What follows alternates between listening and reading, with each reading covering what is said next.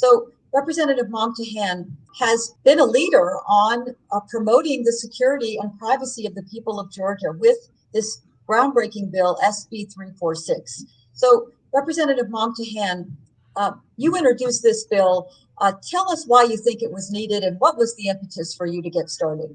I think as we looked at the threat that China poses to the United States on an economic level and even a national security level, we wanted to see how Georgia was impacted by China, and so the impetus was to make sure that we could protect not only the businesses and the people of the state of Georgia, but also its government infrastructure.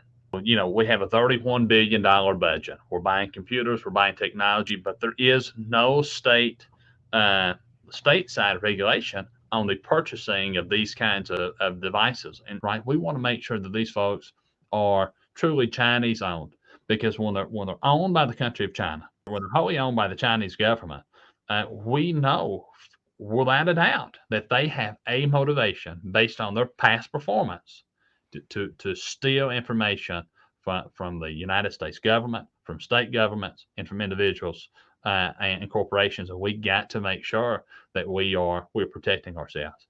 We had a tech company that we fixed hardware problems, software, almost like if you're familiar with a Geek Squad or kind of a tech.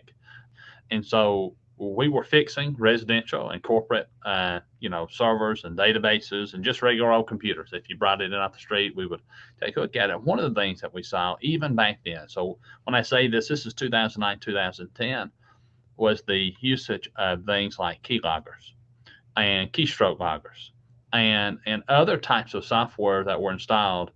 But we also saw that same kind of thing happen with a lot of type of viruses.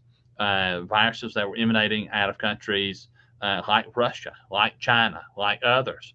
And I'll say this too, it really will help states as they're looking at adopting these policies against China to recognize that the Department of Defense and these other national security departments within the federal government have already adopted this. This is not something, the research, the list of the types of hardware and software, they're there.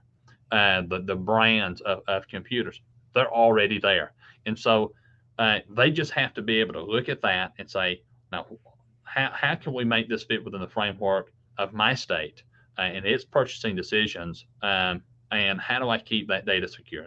This is just the beginning. And I think we're either the first or one of the very first states that have adopted this policy. And I think this is going to spread like wildfire. Again, it's a reasonable expectation for our citizens to know that we're not buying, these kinds of goods from a communist China country whose motivation is to steal this data from our individuals, our consumers, and our government.